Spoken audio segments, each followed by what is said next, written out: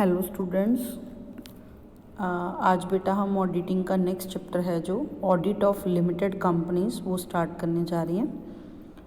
तो audit of limited companies आपने company forms हैं जो वो पढ़ रखी हैं। कंपनी क्या होती है, कौन कौन सी फॉर्म्स हैं कंपनी की, type of companies, limited companies, private companies जो हो सकती हैं, that is joint stock company की टाइप्स हैं जो, तो उसकी ऑडिटिंग है जो उसके बारे में है ये टॉपिक बेटा।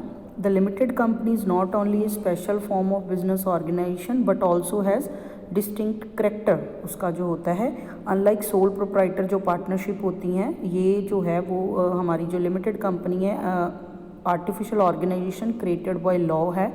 It is governed by its own constitution जो है बना हुआ है and enjoy a separate legal entity independent from its members. ये सारी फीचर्स हैं जो आपको कंपनी एक्ट में भी पढ़ी हैं कि कंपनी फॉर्म है जो लिमिटेड कंपनी क्या होती है। इन case of a company an examination of the affairs of the company by an independent agency like an auditor is practically the only safeguard which the shareholder have against the entire being carried on in an unproductive manner or their money being misapplied or misappropriated। तो कहता जो limited companies हैं उनमें एक independent agency के द्वारा, auditor के द्वारा उनका जो है चेकिंग कराई जाए, इंस्पेक्शन करवाई जाए, ऑडिटिंग कराई जाए, वही एक तरीका है शेयर होल्डर्स के पास जिससे वो कि कंपनी जो है वो अनप्रोडक्टिव कामों में तो नहीं पैसे को यूज़ कर रही शेयर होल्डर के को, और जो उसकी मनी है उसको मिस एप्रोप्रिएट या मिस यूज़ तो नहीं किया जा रहा, उसको चेक करवा सकती है। ये शेयर होल्डर के पास एक ही तरीका है कंपनी के बारे में चेक करवाने का, लिमिटेड कंपनी के।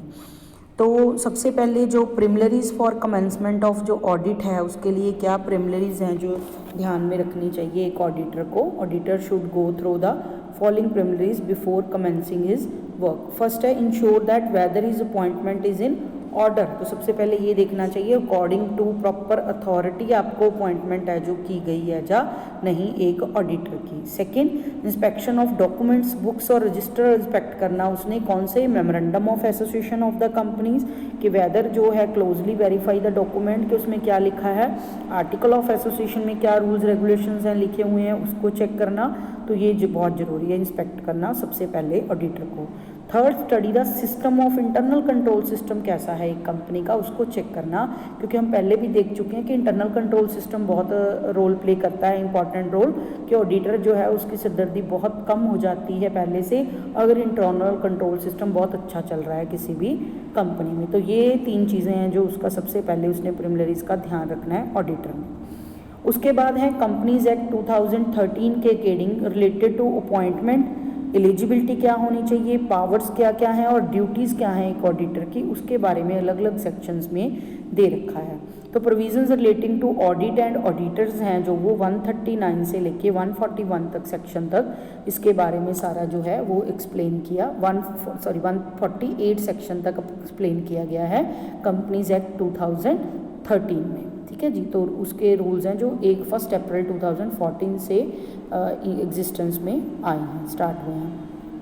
तो ये एक चार्ट बना है कंपनीज एक्ट 2030 का जिसमें अलग अलग सेक्शंस बताए गए हैं। दैट इज़ सेक्शन 139 में अपॉइंटमेंट ऑफ ऑडिटर के बारे में उसके रूल्स रेगुलेशन, सेक्शन 140 जो है उसमें removal and resignation of auditor कैसे हो सकता है, 141 में एलिजिबिलिटी, क्वालिफिकेशन और डिसक्वालिफिकेशन ऑफ ऑडिटर कैसे की जा सकता है, एक बंदे को क्या क्वालिफिकेशन चाहिए और उसको कैसे डिसक्वालीफाई किया हो सकता है वो। नेक्स्ट है 142 में रेम्यूनरेशन कितनी होगी ऑडिटर के उसके बारे में, 143 में उसकी पावर्स और ड्यूटीज़ क्या हैं ऑडिटर्स की और ऑडिटिंग स्टैंडर्ड्स कौन से फॉलो करने हैं उसके बारे में दिया गया है। सेक्शन 144 में ऑडिटर्स के कौन सी सर्विसेज नहीं प्रोवाइड कर सकते कंपनी को उसके बारे में दिया गया, not to provided by the auditor.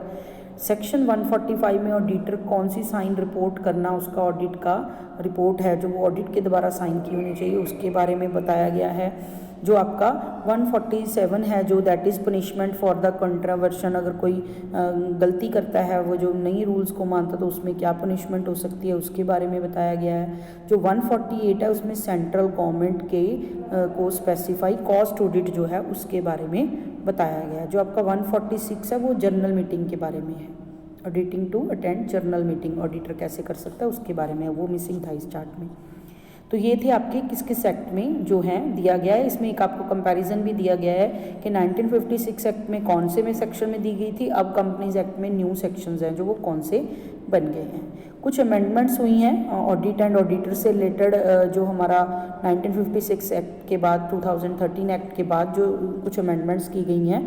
The term of auditor holding the office in a company increase to 5 years subject to ratification every annual general meeting में वो करेंगे, और 1 years के एज़ कम्पेयर टू 1 year पहले था, अब 5 years हो गया है, तो ऑडिटर बन सकता है एक ही कंपनी का।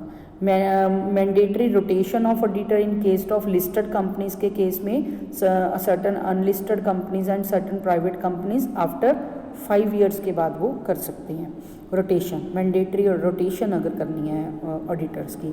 नंबर ऑफ ऑडिट्स पर इंडिविजुअल जो पार्टनर रिड्यूस कर दी गई है 20 के, पहले वो अनलिमिटेड करी जा रहे थे तो उससे मैक्सिमम है जो दे रखी थी लिमिट कि कितने भी बंदों की ऑडिटिंग कर सकते हैं, लेकिन अब ये इंक्लूड रिड्यूस करके 20 कर दी गई है, ठीक है। इंक्लूडिंग प्राइवेट लिमिटेड जो कंपनीज हैं उन सबको मिला के जो है 20 लिमिट कर दी है, 20 कंपनीज की ऑडिटिंग 1 year में कर सकता है। LLP लिमिटेड लाइबिलिटी पार्टनरशिप आपने पढ़ रखी है, वो भी एलिजिबल है अपॉइंट होने के लिए, एज ए ऑडिटर का काम कर सकती है। अब फर्म और LLP can partner with non CA के साथ भी पार्टनर हो सकती है, तब भी उसको ऑडिटर को अपॉइंट किया जा सकता है। Automatic reappointment of retiring auditor in case of other companies where no resolution अगर पास नहीं किया गया AGM में तो अपने आप ही ऑटोमेटिकली जो रिटायरिंग ऑडिटर था वो रीअपॉइंट हो जाता है। सर्टन सर्विसेज दी गई हैं जो नहीं प्रोवाइड कर सकता ऑडिटर 144 सेक्शन में। Compliance in relation to appointment resignation of है जो वो of auditor has increased and change कर दिया गया है उसको। एक्ट्स ऑफ रिलेटिव अगर है is included with in the ambit of disqualification में कर दिया गया कि रिलेटिव नहीं होना चाहिए कंपनी में ऑडिटर है जो वो किसी भी बंदे का। लिमिट्स फॉर डिस्क्वालिफिकेशन है जो उसमें चेंजेस लाई गई हैं। Business relationship with A company है जो उसको इस डिस्क्वालिफिकेशन की स्कोप में लाया गया है, अगर कोई बिजनेस रिलेशनशिप है उनका। Auditor is required to make a report to the members on the accounts examine जो उसने किए हैं उसके बारे में एनुअल जनरल मीटिंग में रिपोर्ट पेश करेगा अपनी फाइनेंशियल जो स्टेटमेंट है उसके बारे में। Every auditor shall comply with the auditing standard जो हैं सेक्शन 43 ऑफ कंपनीज एक्ट उनको फॉलो करना है उन्हें। फ्रॉड है जो कोई भी वो उसको रिपोर्ट करना है सेंट्रल गवर्नमेंट को and has been introduce in this section and regard these are the कुछ इसके बारे में ऑडिटर को साथ के साथ स्पेसिफिक टाइम पीरियड में इमीडिएटली जो है गवर्नमेंट को रिवर्ट करना है इसके बारे में दी गई हैं। तो इसको हम 1 by 1 बेटा स्टार्ट करते हैं। फर्स्ट जो आपकी दे रखी है सेक्शन 139 में अपॉइंटमेंट ऑफ ऑडिटर के बारे में। तो अपॉइंटमेंट ऑफ फर्स्ट ऑडिटर है, उसके बाद ये जब पहली बार कंपनी का ऑडिटर बनाया जा रहा है the first auditor of the company are to be appointed always by the board of directors के द्वारा की जाती है 30 days of registration of the company के बाद बोर्ड ऑफ डायरेक्टर अपॉइंट करते हैं। लेकिन in case board of director नहीं करते अपॉइंटमेंट 30 days में उनकी इन्फॉर्म हो विल विद इन 90 days वो क्या करेंगे एक्स्ट्रा ऑर्डिनरी जनरल मीटिंग बुलाई जाएगी और जो मेंबर्स हैं वो एनुअल जनरल मीटिंग में एक्स्ट्रा ऑर्डिनरी जनरल मीटिंग में अपना जो ऑडिटर है वो अपॉइंट कर देंगे। अगर बोर्ड ऑफ डायरेक्टर नहीं करते तो विद इन 90 days है जो वो उसके बाद मेंबर्स करते हैं। Appointment of auditor other than first auditor के बाद जब भी ऑडिटर अपॉइंट करेगा a company shall as the first annual general meeting individual और an audit firm LLP as an auditor लगा सकती है। The auditor so appointed shall hold the office from the conclusion of the meeting till the conclusion of the 6th AGM। मतलब पहली meeting के जो साल के एंड में होगी उससे उस पर अपॉइंट हुआ तो 6th एनुअल जनरल जो मीटिंग होगी वहाँ तक मतलब 5 साल के लिए अपॉइंट हो सकता है। Ratification at every AGM. The company shall place the matter relating to the such appointment for ratification by the members at annual general meeting. किया जाएगा हमेशा ratify. If the appointment is not ratified, then the board of directors shall appoint another individual. अगर AGM में उसको ratify नहीं किया जाता same को बंदे को आगे कंटिन्यू करने के लिए तो जो है नया ऑडिटर है जो वो बोर्ड ऑफ डायरेक्टर्स के द्वारा अपॉइंट किया जा सकता है। Compliance before appointment by company auditor. Before the appointment company shall obtain from the auditor क्या क्या लेना चाहिए। एक तो कंसेंट उसकी रिटर्न में अपॉइंटमेंट की, सेकंड सर्टिफिकेट उससे लेना चाहिए that an auditor is eligible for appointment, उसको कभी डिस्क्वालीफाई नहीं किया गया ये उससे लेना चाहिए रिटर्न में। सेकंड प्रपोज्ड अपॉइंटमेंट इज़ पर the terms of the act है उसके अकॉर्डिंग होगी। Propose appointment is with in the limits के अकॉर्डिंग होगी, जितनी लिमिट है उसको कि इतनी कंपनी की कर सकता है।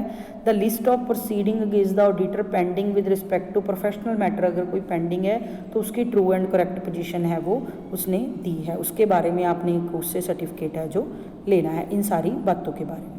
नेक्स्ट है compliance after appointment by company. जब कंप्लायंस क्या करनी है कंपनी की अपॉइंटमेंट के बाद ऑडिटर की, a company shall inform the auditor for his appointment and file a notice of appointment with registrar of company के साथ 15 दिनों के इस मीटिंग के बीच में कर देना है। इससे पहले जो ऑडिटर था उसने फॉर्म नंबर जो है भर के, फॉर्म 23 भी भर के वो इन्फॉर्म करता था रजिस्ट्रार ऑफ कंपनीज़ को कि उसकी अपॉइंटमेंट है जो एज ए ऑडिटर की है। अब कंपनी की रिस्पॉन्सिबिलिटी है कि ये विद इन 15 डेज़ वो इस मीटिंग के फॉर्म नंबर ADT 1 में भर के उसको इन्फॉर्म करे। मैंडेटरी रोटेशन ऑफ ऑडिटर्स जो है all the listed companies and the companies prescribe by the central government जिनको कहेगी शैल नॉट अपॉइंट और री अपॉइंट किनको an individual for more than 5 consecutive year से ज़्यादा नहीं कर सकती, और एक ऑडिट फर्म अगर है तो उसको 2 टर्म्स ऑफ 5 कंसेक्यूटिव ईयर मतलब 10 ईयर्स हो गए, 5-5 साल की 2 टर्म्स के लिए, इससे ज़्यादा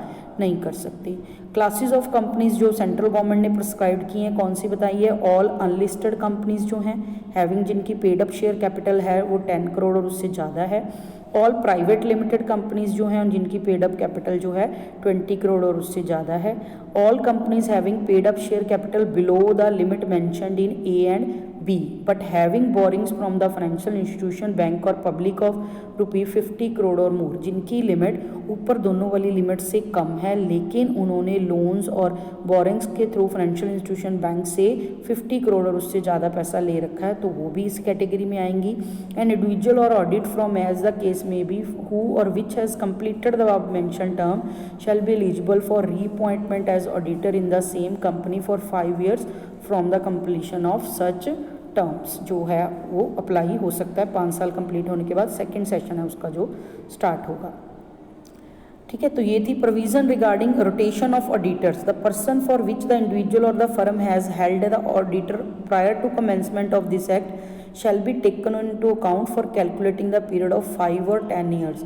अगर इस एक्ट के आने से पहले से उसकी अपॉइंटमेंट हुई है तब भी वो पिछला पीरियड इस 5 साल इंडिविजुअल के लिए और 10 साल ऑडिट फर्म के लिए में काउंट किया जाएगा अगर उससे पहले से वो काम कर रहा है। द इनकमिंग ऑडिटर और audit firm shall not be eligible if such auditor और audit firm is associated with the outgoing auditor के साथ अगर जुड़ी हुई हो किसी भी तरीके से तो उसको वो रोटेशन से नहीं कर सकती अप्लाई। ठीक है जी। ट्रांजिशन पीरियड है कि जब ये लागू हुआ था हमारा 2014 जो एक्ट है तो उसको उसके शुरू होने के बाद के 3 साल हैं जो उसको करने को दिए गए हैं। एवरी कंपनी एग्जिस्टिंग है और on before the commencement of this act shell comply with the above requirement जो हैं विद इन द 3 ईयर, उनको सारी ये रिक्वायरमेंट नई वाली माननी पड़ेगी। Reappointment in case of other than listed companies, अगर लिस्टेड कंपनीज के अलावा जो है उनकी रीअपॉइंटमेंट की बात है। Retiring auditor is eligible for reappointment at an AGM if he is not disqualify नहीं किया गया उसको। दूसरा, he has not given notice in writing कि showing is willingness to be unwillingness to be reappointed. अगर उसने अनविलिंग हो गया कि मैं नहीं होना चाहता रीअपॉइंट, इसकी वो लेटर दे चुका है, नोटिस दे चुका है, तो उसको रीअपॉइंट नहीं किया सकता। दूसरा, उसको अगर डिस्क्वालीफाई किया गया है रीअपॉइंटमेंट के लिए तब भी वो नहीं किया जा सकता। अदरवाइज लिस्टेड कंपनी के लिए उसको रीअपॉइंटमेंट की जा सकती है एनुअल जनरल मीटिंग में।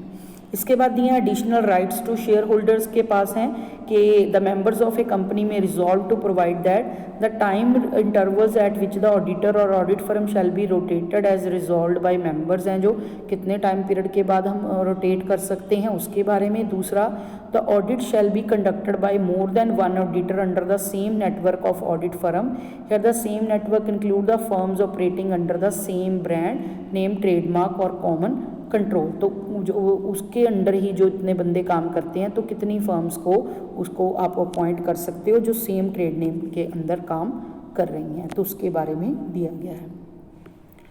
इसके बाद हमारी आती है बेटा कैजुअल वैकेंसी। एक कंपनी में जो है अगर कैजुअल वैकेंसी आती है, जो अचनचेत हम जिसको बोल रहे हैं, जिसको पहले से आपने प्लान नहीं है, तो हर एजीएम में जो करनी है वो तो आपकी प्लान्ड है, लेकिन कैजुअली वैकेंसी होगी, मान लो बंदे की ऑडिटर की डेथ हो गई, बंदे को कोई पैरालिसिस हो गया, बंदे को ऐसी बीमारी होगी वो काम ही नहीं कर सकता, तो चाहे रिज़ाइन करके चला गया, तो कोई भी ऐसे केसेस हो सकते हैं, तो उसको हम कैजुअल वैकेंसी ऑफ ऑडिटर बोलते हैं। Casual vacancy cause due to resignation, अगर वैकेंसी रेजिग्नेशन के कारण हुई है कि उसने रिज़ाइन कर दिया है, shall be filled by the board of directors with in the 30 days, but the should be approved by the company within 3 months of recommendation, and the auditors appointed shall hold office till the conclusion of next AGM। तो जो AGM होगी उसकी with in 3 months उन्होंने meeting कर लेनी है, और meeting में रिकमेंड किया जाना चाहिए कि इस ऑडिटर को अपॉइंट किया जाता है, तो फिर वो अगली जो AGM होगी तब तक यही बंदा कंटिन्यू है जो करेगा। Casual vacancy cause due to other reasons, कोई और कारण है, उसकी डिस्क्वालिफिकेशन होगी है बंदे की या कुछ भी, the vacancy show cause shall be filled by the board of directors with in 30 days without any approval, कोई अप्रूवल की जरूरत नहीं है, लेकिन रेजिग्नेशन के कारण हुई है तो विद इन 3 months उनको मीटिंग करके उसकी रेजिग्नेशन जो अप्रूवल है लेनी है कि हमने नया ऑडिटर है जो अपॉइंट किया है। अगर डिस्क्वालिफिकेशन के कारण होया तो अप्रूवल की ज़रूरत नहीं है, within the 30 days board of director है जो नया ऑडिटर अपॉइंट कर सकती हैं। Audit committee, where a company is required to constitute an audit committee under section 177, all the appointments including the filing of the casual vacancy of an auditor shall be made after considering the recommendations of such committee। अगर audit committee under 177 section उस company को बनानी जरूरी है, तो कोई भी तरह की अगर ऑडिटर की अपॉइंटमेंट करनी है तो वो ऑडिट कमेटी की रिकमेंडेशंस पे ही की जाएगी, चाहे वो कैजुअल वैकेंसी ही क्यों ना हो। तो ये था बेटा आपका कि जो अपॉइंटमेंट है उसके बारे में क्या रूल्स एंड रेगुलेशन है अंडर सेक्शन 139। तो इसके बाद बेटा जो हमारी रिमूवल और रेजिग्नेशन का क्या प्रोसीजर है वो हम मिलते हैं नेक्स्ट वीडियो।